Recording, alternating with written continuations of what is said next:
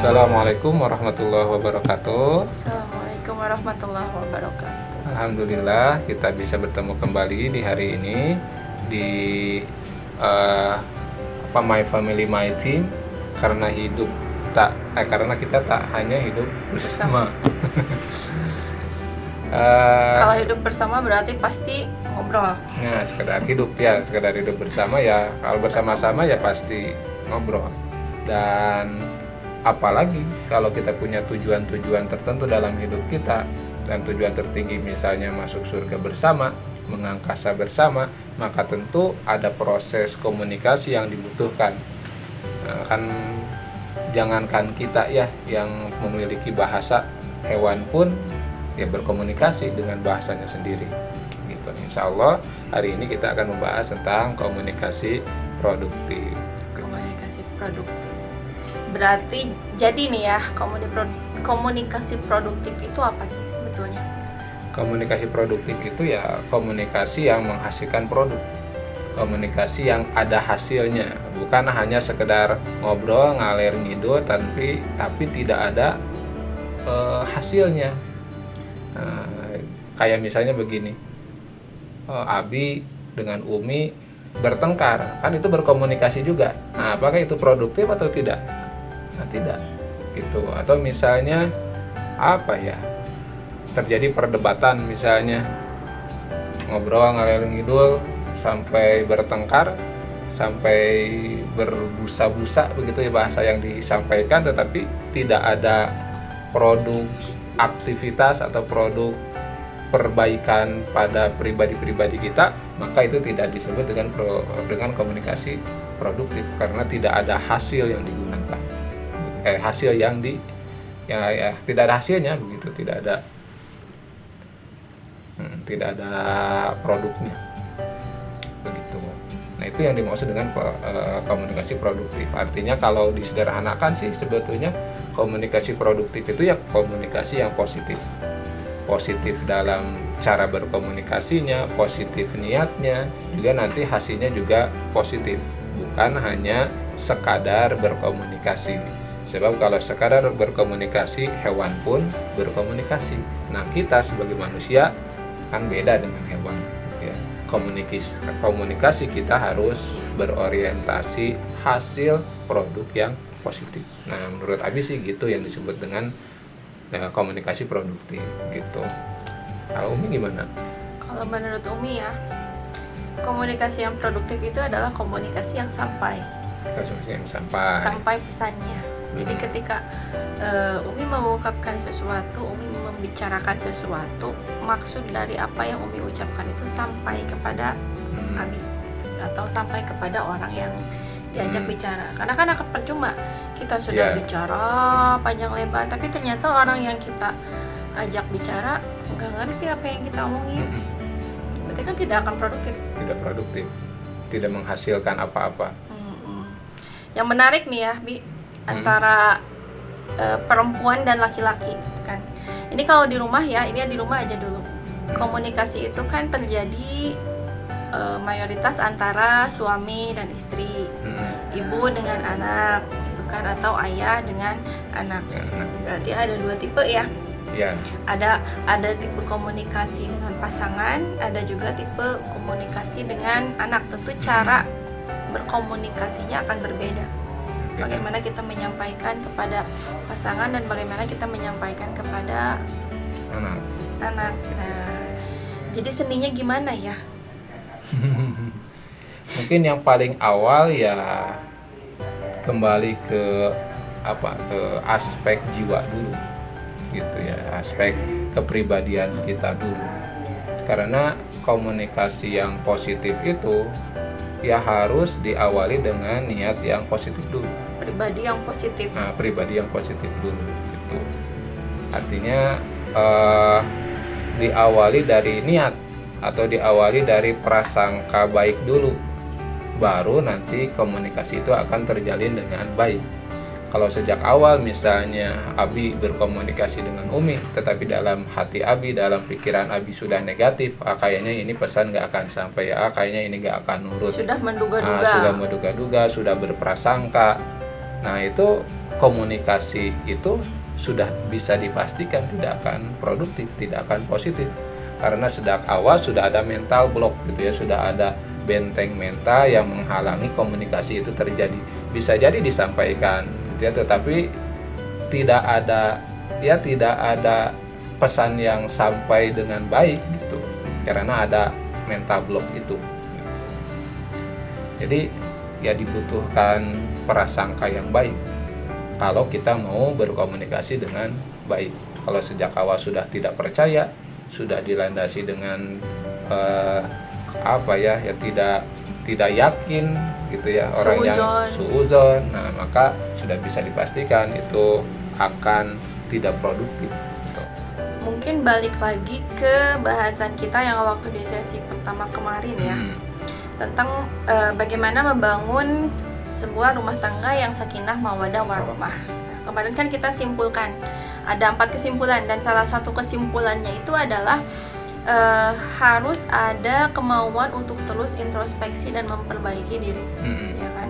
Karena tidak bisa dipungkiri, gitu kan?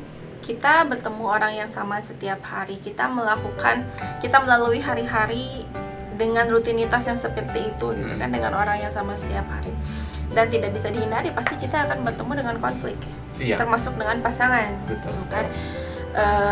Nah, konflik itu secara tidak langsung atau bahkan tidak kita sadari akan berpengaruh kepada gaya komunikasi kita dengan pasangan, gitu kan? Contohnya nih, Umi lagi kesal sama Abi, gitu kan? Kadang ya akan berpengaruh gitu. Cara Umi berkomunikasi ketika Umi baik-baik saja dengan Abi, gitu kan? Atau ketika Umi lagi kesal sama Abi akan berbeda gaya komunikasinya, gitu. Kalau Umi tidak mencoba untuk mengkondisikan hati atau mengkondisikan diri menjadi jiwa yang positif ketika berkomunikasi. Makanya tetap ya, fondasi awalnya ya kita harus mau introspeksi diri, kita memperbaiki diri. Ya kalau merujuk ya ke hadis misalnya, kalau boleh kita merujuk hadis, kan dalam hadis Rasulullah Shallallahu Alaihi Wasallam menyatakan dihalalkan ya mendiamkan sesama muslim itu selama 3 hari. Tapi masa satu rumah 3 hari? Wah, repot. 3 hari. Ya maksudnya berarti kalau ada pembolehan seperti itu, artinya ada suatu kewajaran konflik terjadi.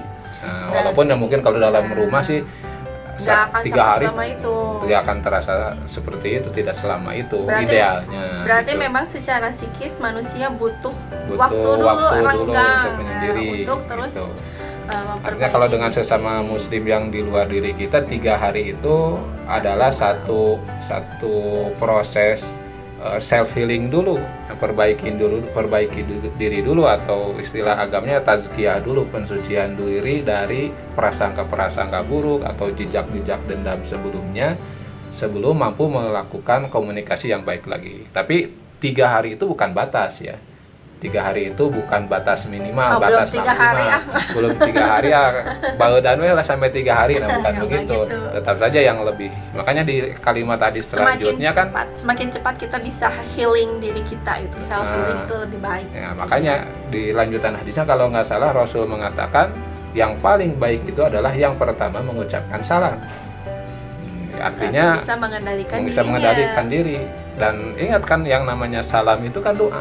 Assalamualaikum itu kan doa keselamatan, artinya doa kebaikan untuk orang lain. Artinya kalau kita bisa mendoakan kebaikan untuk orang lain, berarti hatinya juga sudah baik. Sebab kalau masih ada dendam, biasanya keluar kan doa-doa buruk. Ya, doa-doa buruk, doa-doa keburukan, doa-doa kejelekan, malah mungkin bisa jadi laknat dan lain-lain karena kondisi hatinya yang buruk.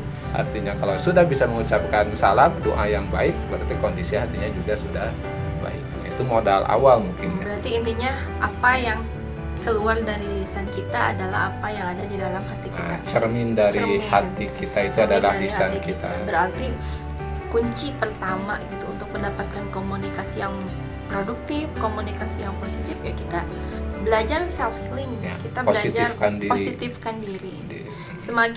Semakin cepat gitu kita bisa mempositifkan diri kita, pikiran kita itu semakin baik. Dan tentunya mungkin untuk laki-laki it's okay gitu kan ya. Laki-laki kan lebih lebih mengutamakan logika daripada perasaan. Tapi ini akan menjadi masalah ketika perempuan gitu, itu kan tidak mudah gitu ya untuk Umi sendiri gitu, untuk mengkondisikan hati, mengkondisikan diri gitu kan, untuk self healing, agar ketika ada kekecewaan mudah kembali berpikir positif.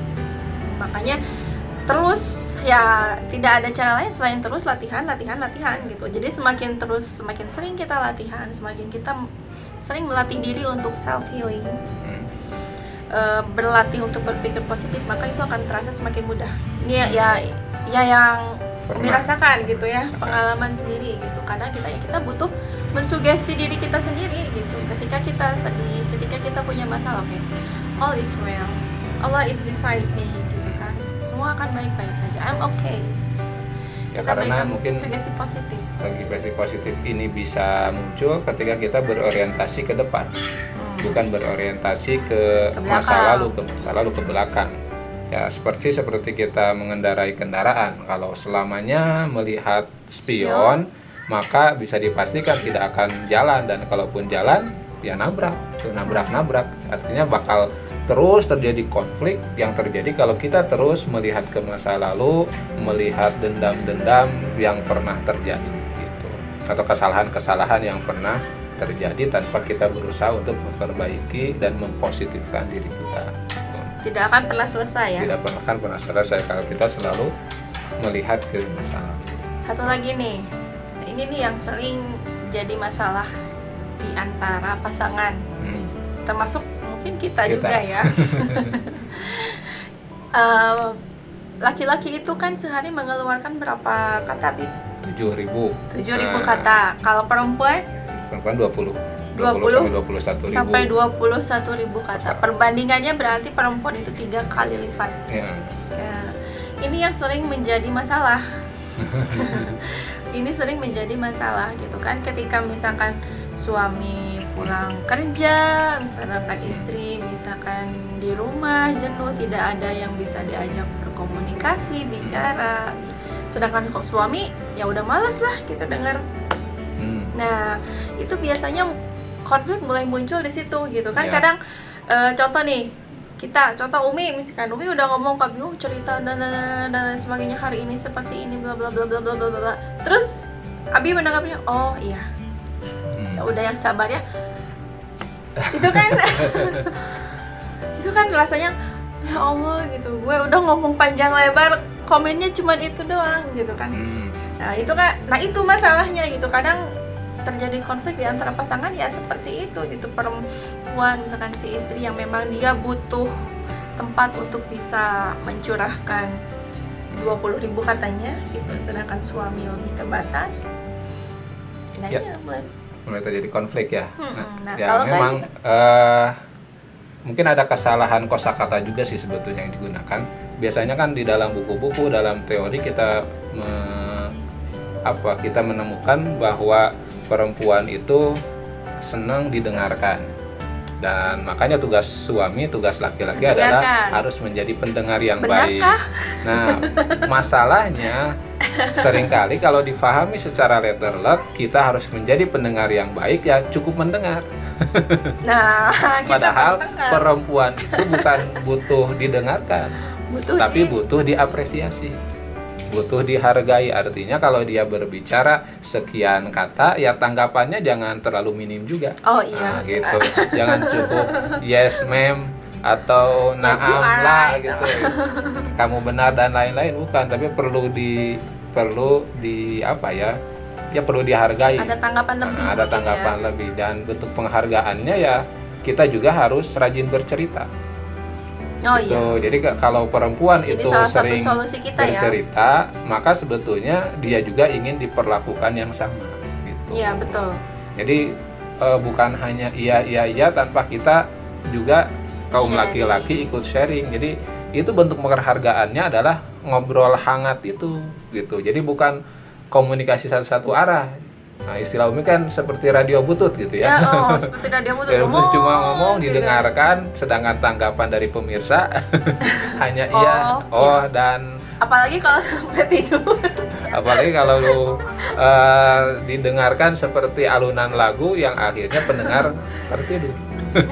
Nah ini ya, tentu memang kesalahan yang sangat fatal tetap gitu. harus ada introspeksi dari kedua belah pihak gitu ya. Betul. Kalau Jadi, perempuan senang didengarkan, laki-laki harus belajar mendengarkan dan belajar bercerita. Nah, dan satu lagi, kalau memang kondisi laki-laki itu yang sudah lelah, mungkin ya bahasanya mungkin kalau Abi mengajar di kampus gitu kan, kosakatanya sudah habis ketika mengajar, ya berarti tugas kita perempuan hanya kita sebagai istri gitu, bukan hanya ingin didengarkan saja, tapi ciptakan momennya. Ya, Gitu. Contoh kan, masa suami pulang baru duduk, tau nggak tadi gini dan malas nggak ngedengerinnya? Malas ya. Kalau jujur, boleh jujur malas. Nah, tapi kan akan berbeda rasanya ketika gini, misalkan suami pulang duduk, misalkan udah duduk, kita bawa apalah misalkan ya, cemilan, minum, kita ngobrol gimana tadi di kampus, oh ya gini.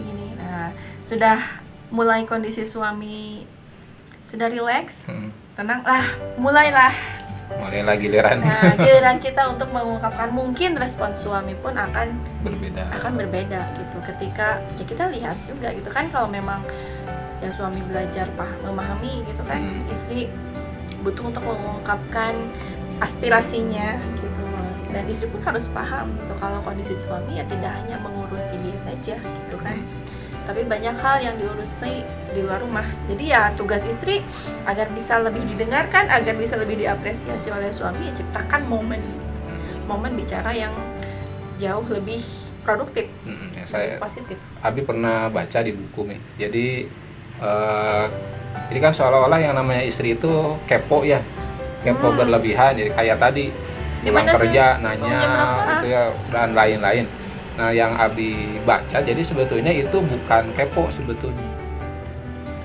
Itu bukan kepo. Tapi si perempuan ini menghargai. Dalam kata lain mungkin bukan hanya menghargai, memperjuangkan malah. Menemani suami berjuang. Jadi kenapa istri itu banyak nanya? Karena dia tidak mau suami berjuang sendirian.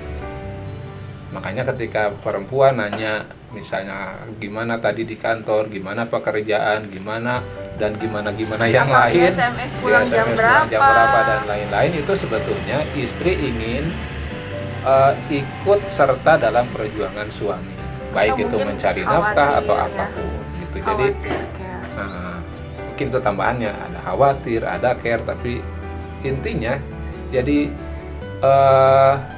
istri itu ya ingin terlibat dalam, bukan ingin terlibat, mungkin ya kalimat yang lebih tepatnya, istri itu ya ingin menjadi support partner untuk kesuksesan semua.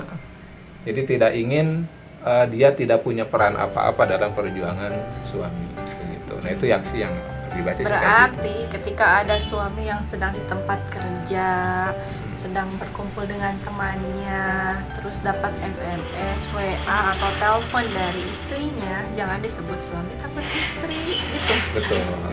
Tapi ya kita justru harus diapresiasi, berarti istrinya peduli dengan suaminya, dan suami yang seperti itu adalah jenis suami yang mampu menghargai dan mengapresiasi istrinya di rumah.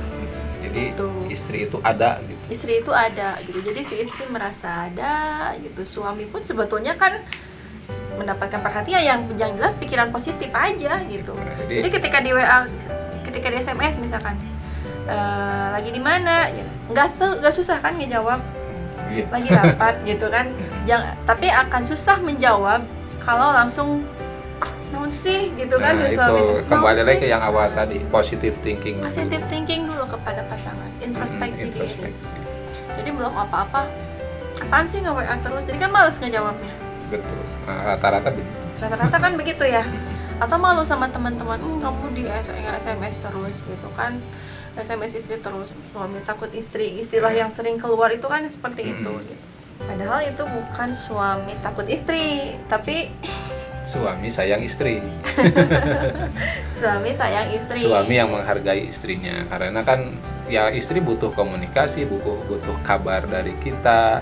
Dia ingin tahu apakah kita baik-baik saja di tempat kerja gitu. Ya ini juga mungkin sambil istri juga mengeluarkan menghemat.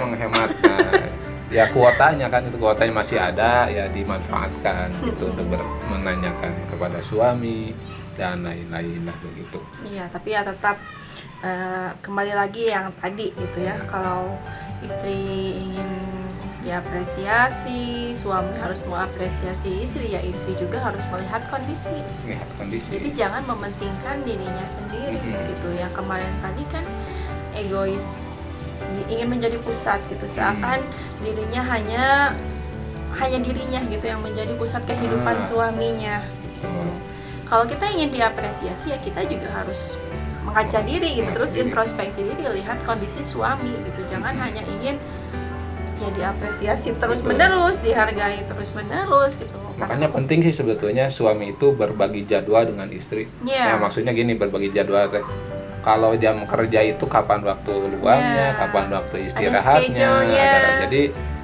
Jadi istri bakal tahu kapan dia nelpon, kapan dia mengirim pesan SMS, WA di waktu yang tidak akan mengganggu pekerjaan. Makanya gitu. Ini butuh juga ada keterbukaan betul. Antara suami dan istri. Jadi kalau Abi kan ngajar di kampus nih. Nah, kalau kita gitu ya, tapi ya atau yang lain ada jadwal. Oh, Abi ngajar dari jam 7 misalkan sampai jam 12. Oh, berarti di jam tersebut ya nggak bisa menghubungi Abi, nggak bisa nelpon gitu, kecuali untuk hal-hal yang darurat. Nah, kita juga kan takut ternyata di rumah ada apa, misalkan sesuatu yang darurat. Nah, berarti biasanya ya kami sebelum Abi berangkat nih, Abi nggak bisa diganggu nih dari jam 7 sampai jam 12 karena ada kelas.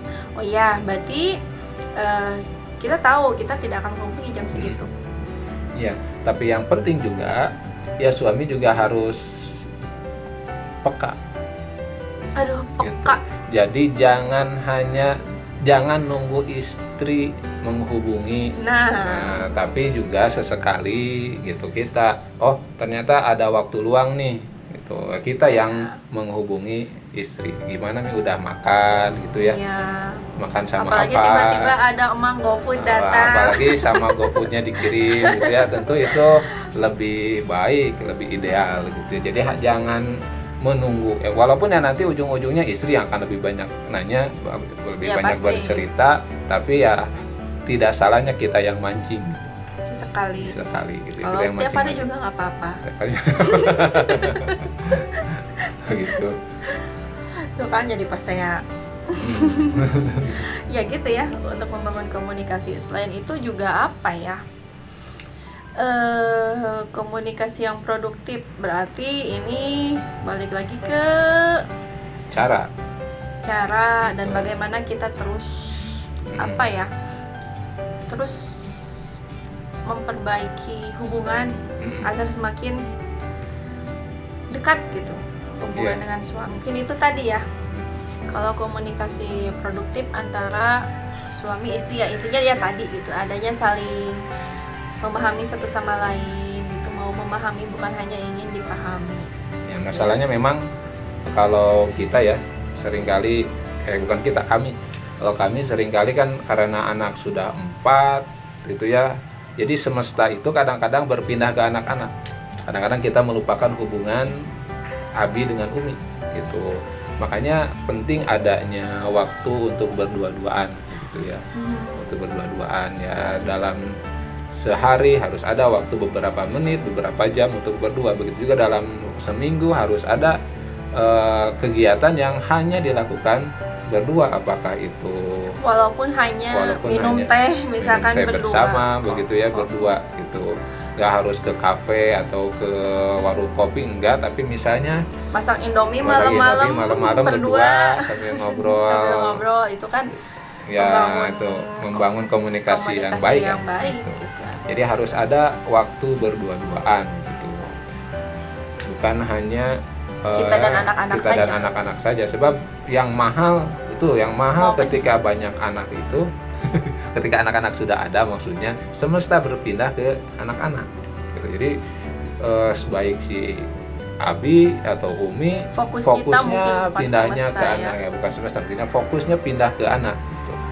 Sehingga kita Kita lupa melupakan dengan waktu kita. sendiri gitu, our time-nya nggak ada.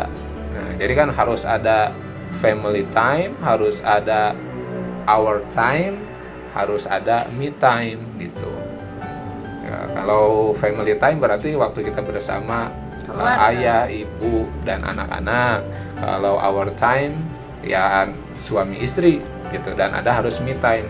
Me time ya waktu istri untuk dirinya sendiri, waktu suami untuk suami sendiri. Nah, pengelolaan waktu itulah sebetulnya yang efektif dalam hubungan berkomunikasi. Itu sih menurut aku.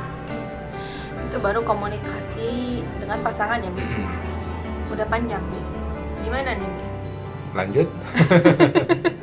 Tadinya kita mau bahas komunikasi dengan anak juga nih. Ini gimana nih, harus Ya, mungkin dibagi dua lagi sesi ya. ya. Dibagi dua lagi kayak kemarin. Kemarin itu kan ya sesi pertama kepanjangan dan susah nguploadnya. Nah, jadi kita susah nguploadnya. Untuk yang ini mungkin untuk sesi komunikasi produktif kita bagi dua sesi aja ya. Boleh. Sesi dengan pasangan dan sesi dengan anak. Jadi insya Allah untuk malam ini kita akan upload 2 video. Jadi dipisahkan videonya, yang satu komunikasi produktif, maksudnya suami dan istri. Yang kedua komunikasi produktif antara orang tua dengan anak. Itu mungkin ya. Ya. Untuk yang komunikasinya ini mungkin udah cukup ya, Bi ya. Kesimpulannya ya silahkan disimpulkan sendiri obrolan kita tadi. Terima kasih sudah menyimak. Ya, mudah-mudahan ada manfaatnya. Insya Allah kita bertemu lagi di sesi selanjutnya, komunikasi produktif orang tua dengan anak. Jangan lupa di like, subscribe video ini, dan boleh di share. Mudah-mudahan sedikitnya menjadi kebaikan baik untuk kami, juga untuk Anda yang ikut mendukung program ini. Ditutup dengan doa. Aku qauli hadza wa astaghfirullah li wa lakum. Wassalamualaikum warahmatullahi wabarakatuh.